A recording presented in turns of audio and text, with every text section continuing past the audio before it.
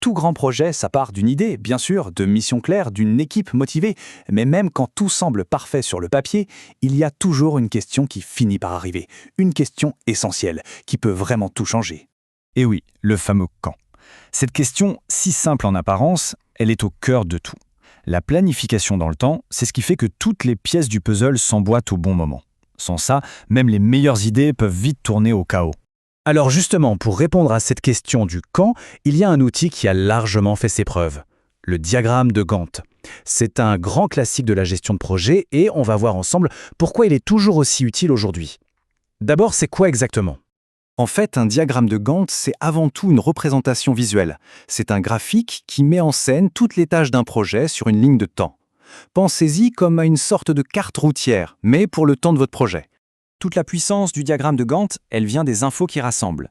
Il ne se contente pas de faire une simple liste de tâches. Non, il nous montre combien de temps chaque tâche va durer, quand elle commence, quand elle finit, et surtout, il met en lumière les dépendances, c'est-à-dire quelle tâche doit absolument être terminée avant qu'une autre puisse commencer.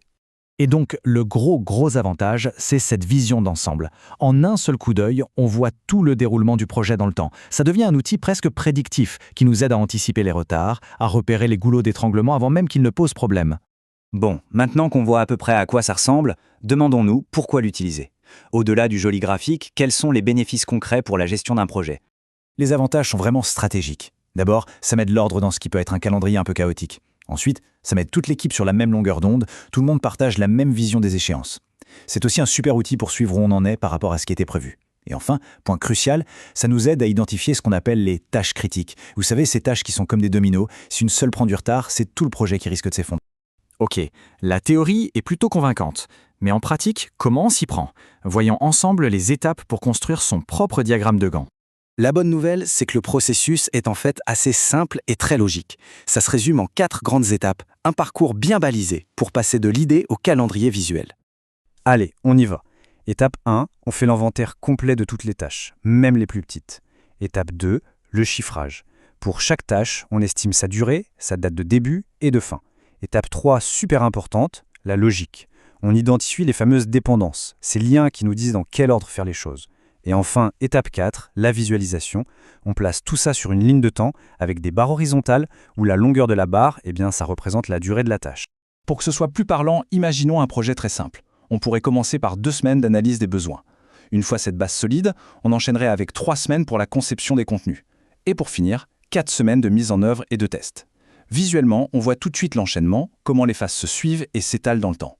Et pour créer ces diagrammes, pas de panique, c'est très accessible. Pour démarrer, un simple tableur comme Excel ou Google Sheets peut faire l'affaire. Et puis, quand les projets deviennent plus complexes, il existe des logiciels de gestion de projet ou des outils en ligne qui offrent des options bien plus poussées. En conclusion, il faut vraiment voir le diagramme de Gantt comme un outil vivant. Ce n'est pas juste un dessin qu'on fait au début et qu'on oublie, non. C'est un véritable tableau de bord qui permet de planifier, bien sûr, mais aussi de suivre et d'ajuster le tir tout au long du projet. Voilà, tout est dit. L'essence du diagramme de Gantt, c'est vraiment ça. C'est le pont entre l'idée et la réalité. C'est ce qui transforme un plan d'action un peu abstrait en un calendrier concret, opérationnel, un vrai guide pour mener un projet à son terme. Maintenant que les bases sont là, ça amène forcément à une petite réflexion. Quel serait le premier projet, pro ou même perso, qui mériterait d'être ainsi cartographié dans le temps ? Ça vaut le coup d'y penser parce que souvent, le simple fait de visualiser le chemin, c'est déjà faire le premier pas vers la réussite.